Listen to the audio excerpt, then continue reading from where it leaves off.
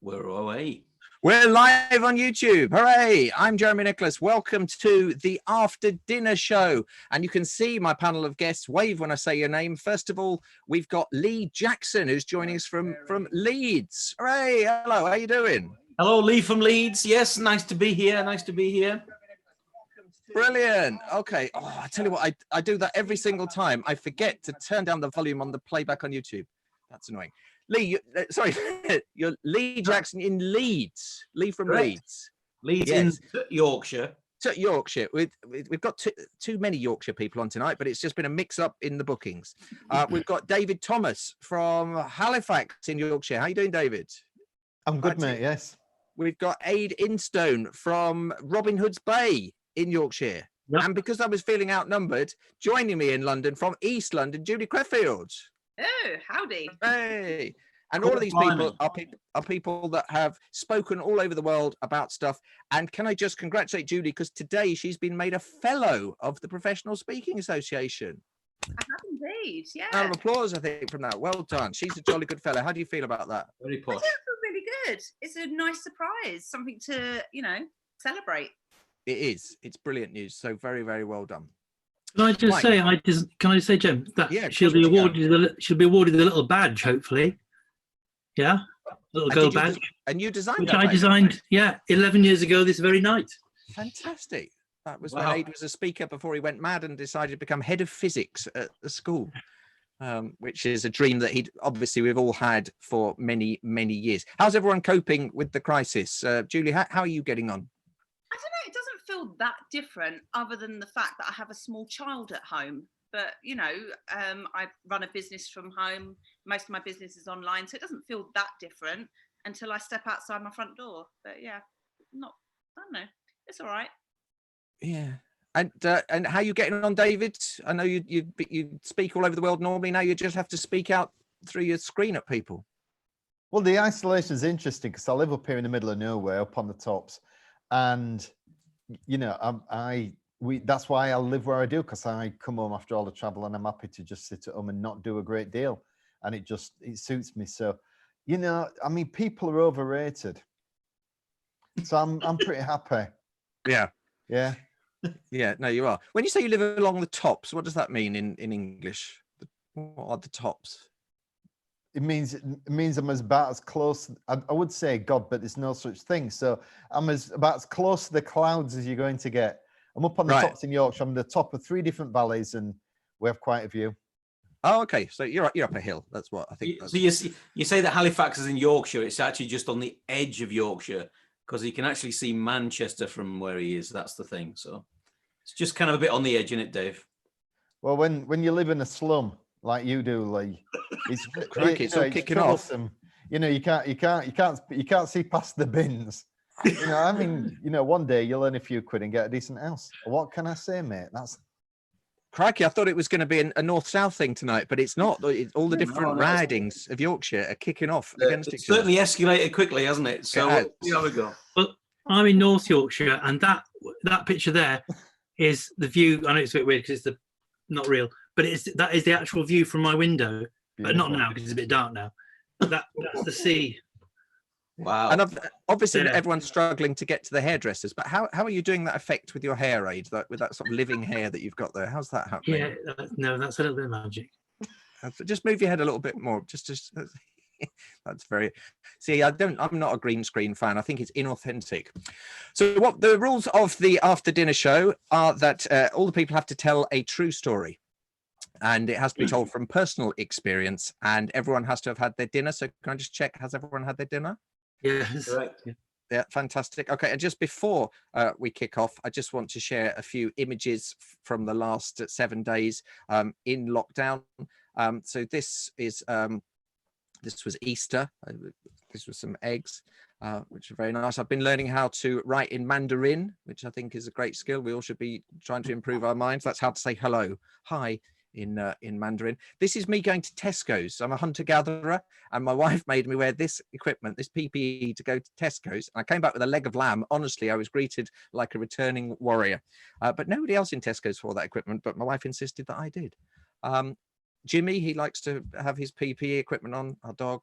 just to make sure he's happy. And even when I'm doing the after dinner, I've still got the old the PPE equipment on. So that was a lot of fun. Right, let's do some stories. Let's kick off with some. Now, the people we've got with us tonight, one of them used to be a firefighter, and one of them used to be a rapper. Now, just looking at those people there, who's the firefighter? Who's the rapper? Let's go live to the rapper. Could the rapper tell me a story about rapping? I will. Which one will it be? In fact, it's Lee. It's me. I'm going to stand up for this. So, I was a rapper for a few years of my life. It doesn't look like it, I know, but it was kind of fun. And it all started very boringly when we did like an award. What would you call it? Like a talent night, and we found that we could do it, so we just kept doing it. And we did some classic gigs. We once did a gig in Morley. You'll know where Morley is, Dave. In Morley in Leeds, and there was 12 people in the audience. They all were in a massive hall. They all sat at the back of the hall, sat with their backs against the wall and watched us for an hour and then didn't move. That was one of my favorite gigs. I did a festival and we'd just been on stage and I went to the loo, the portable loos at the back of the festival. And as I walked back to the backstage area and this guy said, "Were you on that band, mate?" And I went, "Yeah." And then he punched me straight in the face. I was thinking, thanks for the feedback. Appreciate that. So that was nice. I told the other boys in the band and they were all ready to get him, but we never found him. So that was he's obviously never had the official feedback you meant to do in speaking, which is first of all, you do a bit, commend them, then you recommend them. That's when you punch, and then commend. He obviously hadn't done that session. But yeah, they call it the poo sandwich, don't they? Something nice, not so good, and then something nice again. But no, he just punched me straight in the face. So that was good feedback on what we were developing there. And there was a few other stories. But my favorite one was we were driving along. We used to drive a long way to these gigs. And there was a guy that I knew had this amazing van, and he converted this like transit van into like an A-team van. It had a sliding door. It had bucket seats in the back. So it had 5 bucket seats in it. And get this, for I think it was like 89 or 90. This was. It had a mobile phone in the van. Right. That was when mobile phones were about the size of a car, and we were so excited because we got this phone and we just stared at it, hoping that someone would ring it. And we did it. So we went in this A-team van. We were going down down some B road in Norwich or somewhere. We're in the middle of the countryside trying to get to this venue. And sounds like quite a fancy gig then. Oh yeah. Oh yes. Oh, very fancy. Yes. And I was driving and the other guys were in the back, just messing about, playing music, whatever. And I'm just completely clueless. I'm just driving away down these little B roads. And then I saw this police car behind me. And I thought, oh, that's interesting. Someone must be kicking off here. And he didn't put his blues on or anything, just took it behind me. And then this police car overtook me and went in front of me. So I had a police car behind me and one in front of me. The blues and the sirens went on and they forced an emergency stop. So I slammed the brakes on this van, pulled into this lay-by for this emergency stop. And then I thought, what was that all about? What was that all about? Then one of the police officers got out of the car, and honestly, this happened. Get out of the van with your hands in the air. Get out of the van with your hands in the air. And so we all had to literally get out, do this, and get out of the van. And then he went in, and I can't believe I've seen it on films. We actually did it. He went in with a pencil, and he picked up a water pistol that my friend in the back of the van had been using, and he put the pencil into the barrel of the water pistol. It looked like a real gun. When you could buy water pistols that look like real guns. And for about half an hour, apparently, my friend in the back, Nick, had been firing this water pistol at oncoming vehicles without my knowledge, shooting water at oncoming vehicles. They obviously thought it was a real gun. Someone has stopped, and we came out with our hands on the head. And when he came out and he said to us, whose gun is this? And, oh, it was his. And we were all sat there with our hands on our heads. And the beautiful thing about that and the punching story is we were actually on our way to do a church gig at the time. So we'd borrowed the van from a guy at church that I'd known, and we're about to do this church gig and nearly got arrested. So that was my foray into gangster rap. There you go. Very rock and roll. Do you miss the rap days? I couldn't do it now. There's nothing worse than a 49-year-old rapping, is there? Can you imagine that? Nothing funny. It would be 49. Crikey, I thought you were much older. Right, let's now go to. I feel like I can't cope with the Yorkshire accent for too. Can I just check, Lee, your Yorkshire accent? It's not quite right, is it? It's from a bit further north than Yorkshire. Not Yorkshire. I'm actually from the northeast, from a place called Billingham near Middlesbrough. So I've got a mixture of an accent. It's a northeast accent with a bit of Yorkshire, just to confuse you, which is why when you've taken the rip out of me before, you've done a Yorkshire accent and it's been wrong, Jeremy. So, I know. I'm sorry about that. I cannot. I've been doing Leeds, but it sounds more like Richard McCann, doesn't it? When I thought, I don't know how to do you. Ayd, where are you from? Because you're from somewhere up in the northeast as well, aren't you, originally? Well, I grew up in Durham, which is just up the road. Middlesbrough's first, but Durham's further up. But I was born in West Yorkshire, in Saltaire near Bradford. Saltaire Model Village, wasn't it? Saltaire's a beautiful place. But I never lived there though. So and then spent the teenage life. Well, when parents moved down south because of my dad's job, and then I got out as fast as I could and went to Oxford.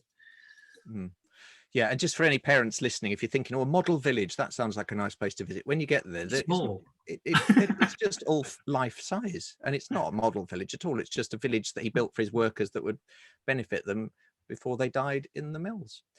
So let's go to Julie now, I think, because I feel like I need a London accent. Julie, have you got a true story for me? I have got a true story. So a lot of my stories are to do with the fact that I'm quite a rubbish runner. I have been running for about 15 years and I feel really relieved that the London Marathon has been cancelled. So in 2 weeks' time, I should have been running my 6th marathon. So I'm quite grateful for the coronavirus, really, because it means I don't have to do it. So there is that. So you've done it 5 times, haven't you? But you've never won it, have you? Why do you keep going back? Never won it. I've never come last though, not in a marathon. But my funny story about coming last is in my early running career, when I didn't really know how things worked, I was just looking for a local race and I was like, oh, there's one just down the road. I'll sign up to that.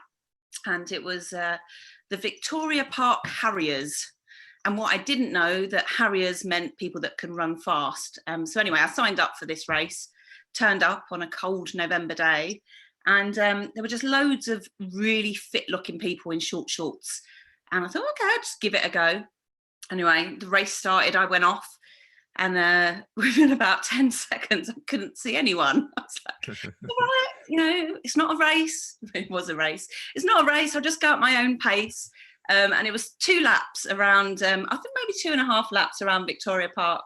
And by the time I was on my 2nd lap, like there were no other runners in sight. All of the volunteers were looking really like annoyed with me.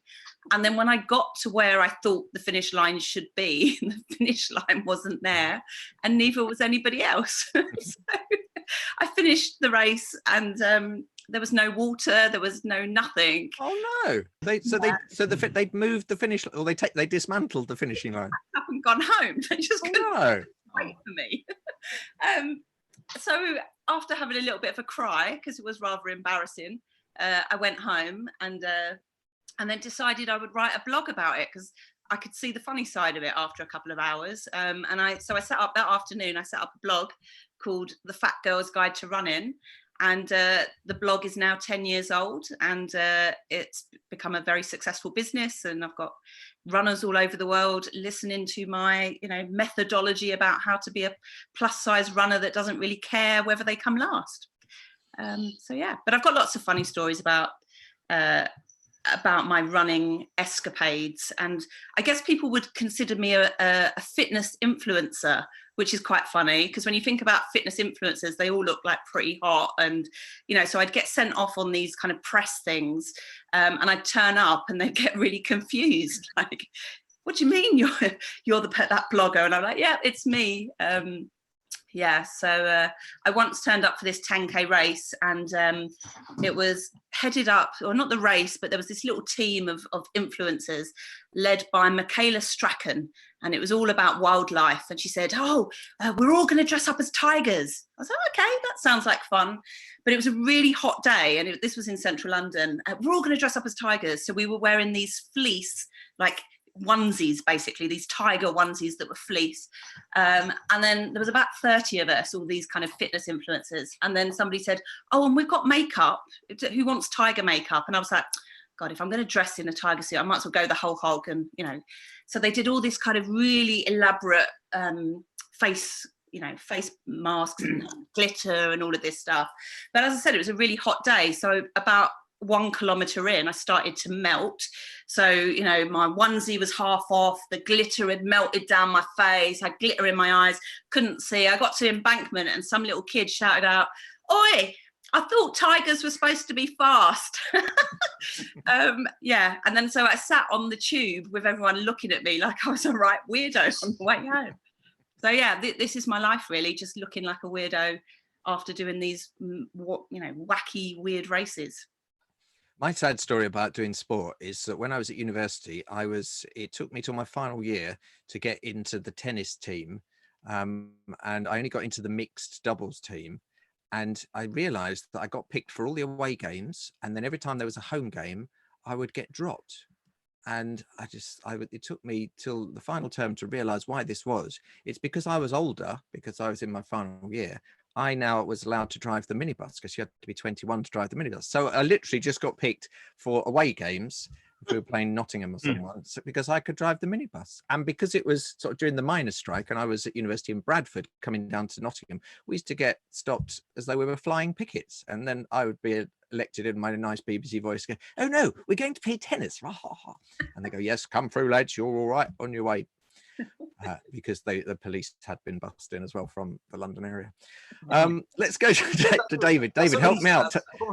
Tell me a story, David, about, because you used to be a firefighter, didn't you? And then you were a memory man, and now you teach people speaking. I just know, where's your story coming from?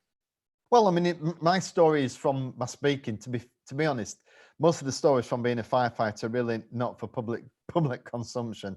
People always used to say to me, "Do you remember London's Burning back in the day?" And people always used to say, "Am I on?"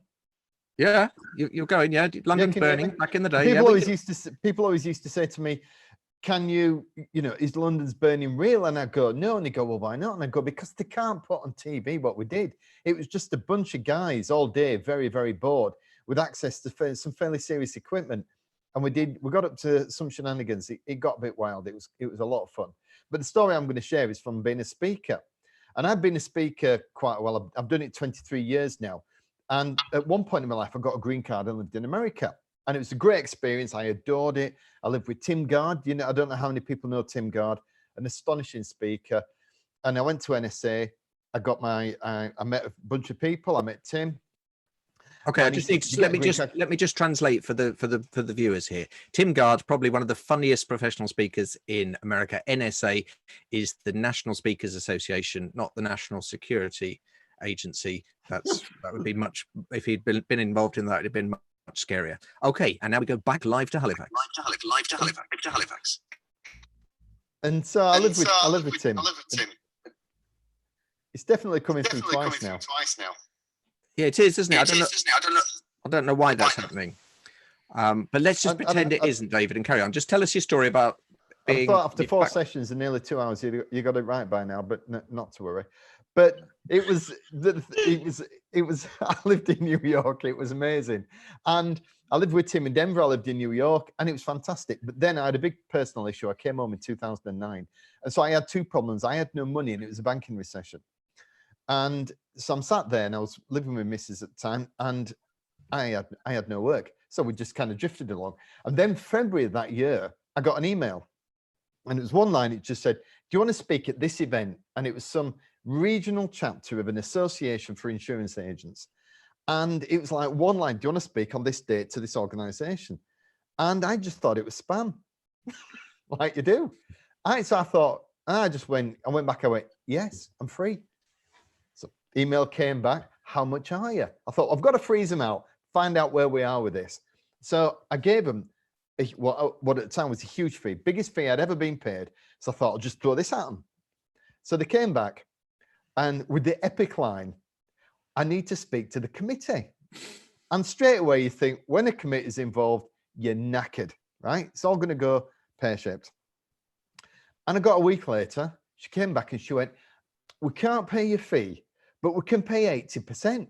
Now I was skint, so I'm thinking, that's still great. I get the chance to go back to the States. I'm a massive Yankophile. I love America.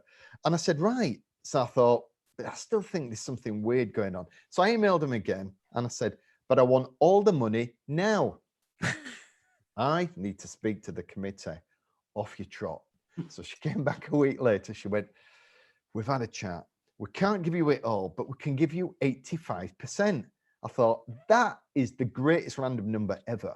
But even 85% of the 80% of what I was asking was still a chunk of money. I thought, fine. So I said, I need flights. And this, she said, we'll sort it out. About 2 weeks later, the check arrived. So I cashed the check and it went straight through. And I'm thinking, in 7 months, I'm going to be going to this event because it's quite a few months away. So I just left it. And it got about a month out and nothing was going on. I'd heard nothing off them. So I contacted this woman and I said, is it still going ahead? And she went, absolutely. Yeah, it's definitely going ahead. And I said, well, you need to get me flights and get me a hotel book. And she said, fine, I'll get on it. I got all the details. So the morning arrived, I got on the plane and off I went to, and it's in the Midwest somewhere. It was proper Hicksville, USA. It was the kind of place where there's 50,000 people live there and there's 3 surnames in the phone book. Think of it like a town of cousins. It was dreadful, but you know, I'm happy. I've earned a few quid and I've got a conference. I'm going to be do a keynote. So I sit there a couple of days in the hotel, sort it out. Morning of the event, I turn up and I walk through the door and this woman starts running towards me and she throws herself at me and gives this massive hug. And I was like, you all right? She went, I'm just so glad you've turned up. So I said, why? She said, well, you know, back in like February, I got in touch. I said, yes, I do. And she said, you know, we had the committee thing and, you know, I got the money and I sent you the money. She says, yeah. And I said, yeah. And I said, well, what? She said, what happened was I'd gone to the committee and I said, I want a speaker for this year's event. And this guy said, get David Thomas. He's brilliant. So I'd given you the check and the following month we had this big committee meeting. I went in, I said, I booked David Thomas. He's brilliant. He's been on Oprah Winfrey. He's written a best-selling book. He's been US memory champion, blah, blah, blah, blah. And then the guy who said that he'd recommended me turned around and went, that's not the Dave Thomas I meant. By which time you'd already got the money. I've spent 7 months praying that you are going to materialize. And it was just the weirdest gig. I turned up, there was like four sponsors. And then I went through to the hall and there was like 40 people, like 40 seats. And I said, how much are they paying to be here? She went, $150. I'm like, okay. And how much are the sponsors paying? She went, this much. And I went, that's about how much I'm getting paid. And she said, well, you told me your fee, so we just got all the money and we just gave it to you. I went, well, I can't fault you for that, but that's a bit weird. And she went, well, she says, you know, just get up there and do your thing. And we've given you all the money. So I turn up and, you know, I'm on in the afternoon and there's 40 insurance agents. These are people who've never left the hometown. They're the old style in the car, going around house to house, selling policies, collecting money. So I'm stood up on the stage in front of these 40 people and I start and I'm absolutely dying on my backside. It's not going anywhere. And so, you know, you go a bit faster, you go a bit harder. I give them my best stuff and I'm getting a bit sweaty and I walk off to like, just, you know, a decent round of applause. I sit down next to the woman and I just went, and I'm like, why? And I just, because of 9,000 mile round trip, I'm not the guy they thought was turning up. They paid me, you know. So I just went, that didn't go well. I said, is it my accent? And she went, no. I went, is it because I'm English? They got something against the English? She went, no. I went, what is it then? And she went, they can't believe you've turned up. I went, what do you mean? You paid me and I've turned up. She went, no, this English guy has come all this way to their tiny little association gig, who's been on Oprah and written a best-selling book. And I went, now, come on, tell me the truth. And she went, like, seriously, you're like some kind of demigod that's come out of the mist, like stars in their eyes. And I was like, you've got to be kidding. As Graham Davis always told me, and a great phrase he said once, he said they might have been having a good time, but they weren't telling the face. And it was just, so I'm sat there and I didn't quite know what to do, but it all ended well, because the one thing I don't do is I don't drink when I work. And you'll notice I say I've never drunk, because I can't say I've never drunk. And I've only ever done it 3 times, and that was one of them. They just went, do you want to come to the pub? Or like go out to bar? I said, yes, I do. So this was like redneck bar, country and western. They're all in cowboy boots. They're hammering the karaoke. The jugs of beer are like this. And we all just got absolutely slaughtered. And I was on the karaoke, An Englishman from New York, the Police song. It was amazing. And I just got slaughtered. And, you know, me and alcohol don't really mix. And it'll go one way or it'll go the other, but it won't stay in the middle. That's all I can say. It went the right way that night. It was utterly wild. It was amazing. And it was a gig I'll never forget. Thank you very much, David. And I realized halfway through that story that you're not the David Thomas I thought I was asking on. So I'm so sorry about that.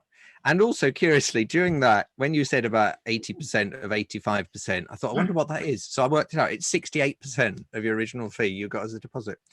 So interesting story. I once did a gig. I've just had a message from one of my friends, my good friend Andy Atkinson. Yeah. He said, can you tell Dave Thomas, why does he look like he's in the Crown Court? Well, when I was 16, Lee, I went to court, right? I nearly killed a police officer when I was 16. I was things went a bit wild one night on a bad night, and yeah, I've been to the head row in Leeds, to the criminal court. That is there no more. So fantastic. Well, let's not dwell on that, just because I'm not sure how long these crimes remain active, whether or not we should allow that. But just talking about rednecks, I once did a gig in America, no, not in America, to an American healthcare company, but in Berlin, and everyone was dressed in tuxedos and dinner jackets because it was a James Bond themed Cold War award show, and I had found out that Donald Trump's daughter, is she Ivana or Ivanka, whichever one? Ivanka. I can never remember. Yeah, Ivanka. Ivana was the old wife, wasn't it? So Ivanka, she was staying in our hotel. So I thought I'll mention that, and then I'll do a couple of Donald Trump jokes. They'll love it. Americans, they'll love that. But what I hadn't realized, that they were rednecks from the Midwestern states, all Republican voters, and they love Trump. So when I said Ivanka Trump's staying in our hotel tonight, they all applauded. And then I thought, what do I do now? Where do I go with this? So I just went, yeah, so that's good. And I thought, I've got to think of something now, because otherwise they'll think I'm an idiot. And because it was in Berlin, I said, yeah, because her dad said they were really good at building walls here, so she should do some research. And they just looked at me like, you're an idiot. Very much like you are now. Now, just before we go to Ayd for his story, which is, I know is going to be the real headline act, and the rest have just been support. Julie, you were talking about influencers, and I think I would like to be a YouTube influencer. And you can sort of have items, can't you, that you can look like you're approving. So I thought I'll put some toilet rolls up. I've always been very keen on that. Some lint, 90% cocoa. I love that stuff. That's always very good, isn't it? And probably wondering what I'm drinking tonight, but quite marvelous. And of course, everyone's favorite vegetable. I just got the courgette out of. Oh, look, because it's a green screen. Look like that. You look like the Golden Gate Bridge. See, look at that. Just poor man's green screen. I didn't even know the green screen was on. I haven't got a green screen, but the courgette. Look at that. Right. Let's go to live now to Filing Hall School. And the head of physics, and who's also head of enrichment, whatever that is. We certainly didn't have that in my day. He's got a cracking story for us to finish with tonight. Ayd. Well, I hope so. But I don't know which way to go. I've got a story of senseless violence, but well, let's ask the panel to vote. Just give us a choice, and then we'll have a show of hands. Right. The one's about senseless violence, and what's the other one? Well, the other one will be over really quick, because it's the strange things that happen in the classroom. You know, when the kid thinks. Okay, so let's have a vote then. Let's have a vote. Let me put the gallery view up. So, who wants to hear the senseless violence story? And who wants to hear the story about the classroom? So Lee's goody two shoes, because he used to be the president of the Professional Speaking Association. The rest of us are very much mavericks. So Ayd, let's go back to you now for your senseless violence story. Well, I'm going to totally ignore you and tell you about just this just made one of the interesting things that kids say in the classroom first, because I'm trying to teach atomic structure. So the first lesson I say, what's the smallest thing that you can think of, the smallest thing you can think of? And I'm hoping they're going to say an atom, And there's a guy near the front, and he says, "Oh, sir, a tic tac." And then the people around the classroom start sniggering, because we've got the village idiot in. And he said, I know where you're going with this. It's half a tic tac, isn't it? So that's the sort of thing you have to put up with. But my favorite guy he's moved on now. He's left the school, but he would come up with this stuff. He said, "Sir, what would happen if you dropped your phone off a skyscraper?" And I said, "It would break, wouldn't it? Acceleration due to gravity." And he said, "Yeah, but it wouldn't if you put it inside a watermelon." And I said, "You're right there. That's brilliant." Yeah, he said, "The watermelon would absorb the forces of the impact." I said, "Yeah, great." He said, "That's why when I'm at home and I'm feeling angry and I feel like throwing my phone across the room, I just slip it inside a watermelon, and then it incurs no damage whatsoever." And I said, "Brian, that's brilliant. That's brilliant." But and he said, "Everyone should be doing this." And I said, "Yeah, but the problem is, what happens if you're feeling angry and you want to throw your phone, or you're on a skyscraper and your phone tumbles out of your pocket and you haven't got a watermelon to hand?" And he said, "Then you're an idiot." And the same guy said, "Sir, I've written my story," because I ran a short story club. I've got an echo on me at the minute. We have got a bit of an echo. Yeah, let me just pick up with the story about the danger of putting a phone inside a melon is sometimes you can hear the pips. Right, that seems to have sorted out. If you do a bad joke, it's just a Zoom tip. Do a bad joke and it just lifts any sort of echo. Back to you, Ayd. Brilliant. See, it's the same guy. He said, I was doing a science fiction story writing club. And he said, "Sir, I've written my story and it's 20,000 words. I said, "Brian, that's brilliant. Let's have it." He said, "There's a slight problem. I was in my shed." And I said, "Brian, was this your shed that burnt down?" And he said, "No, this is my other shed. I was in my shed." And I said, "What happened?" And he said, "It burnt down." And I said, "So what happened to the story, Brian?" And he said, "It was burnt to a crisp. It was completely destroyed." And I said, "But surely you kept a backup, on your computer or on some of the notes or something like that." And he said, "No, it was the only copy. It was completely destroyed, apart from one word." And I said, "And what was that word, Brian?" And he said, "The." Well, I thought it was amusing. I don't get it. You don't get it? It's just nuts. I've been here too long. It's just a crazy story. Yeah. This is what happens in isolation, ladies and gentlemen. Things happen. Yeah.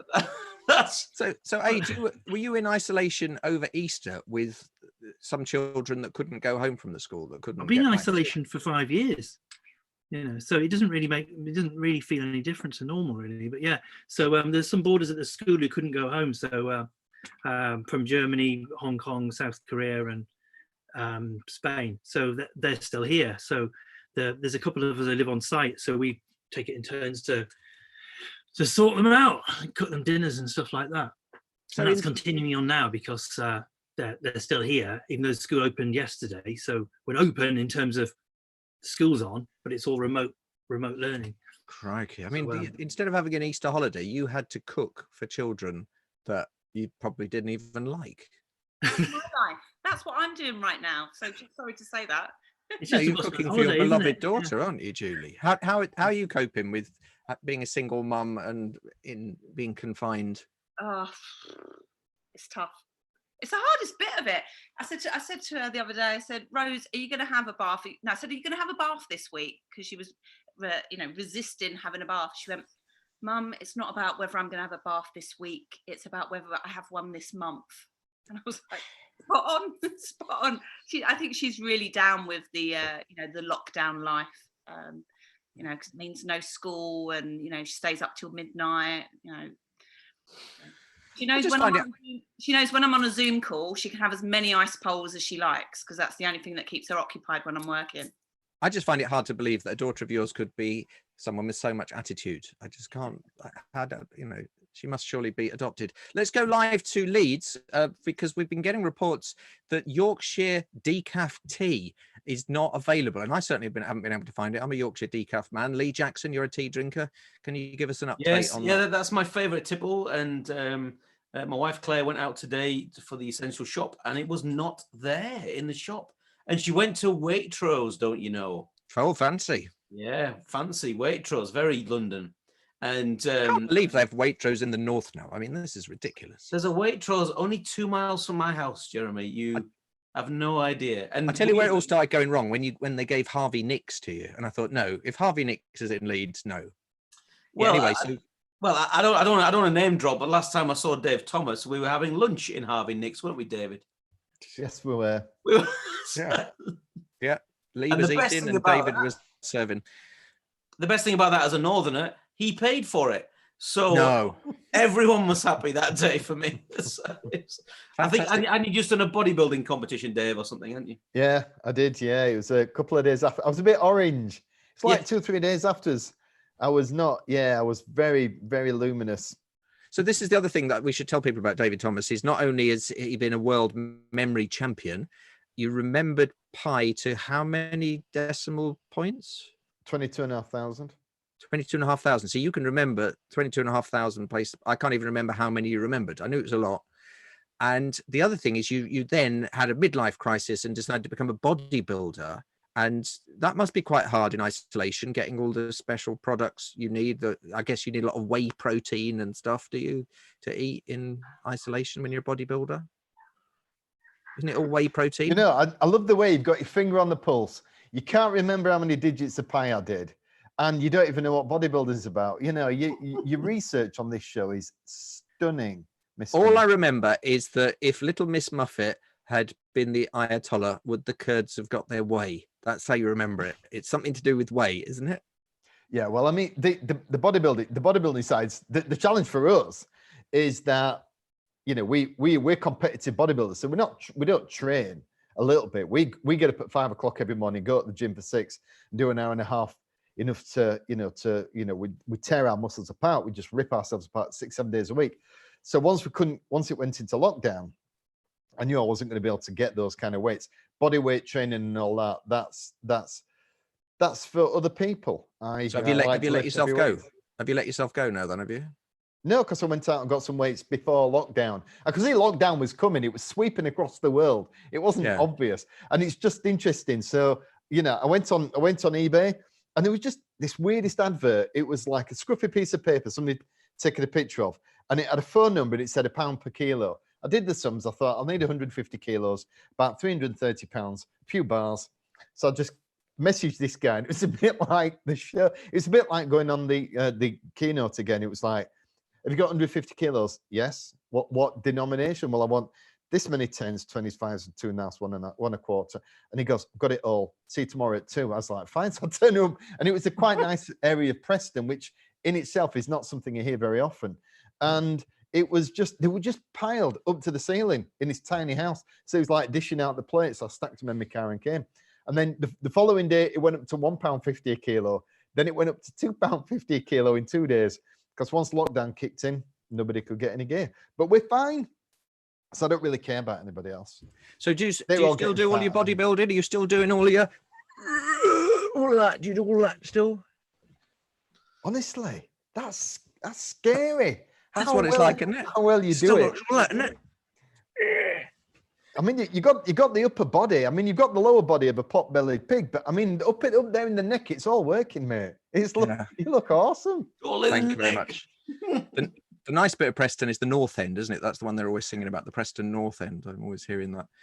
I went at the Millennium Stadium in Cardiff. West Ham played Preston North End, and I went down on the pitch to get the West Ham fans singing before kickoff, and then the Preston North End announcer, he went down to get the Preston fans singing, and we took our mascots with us.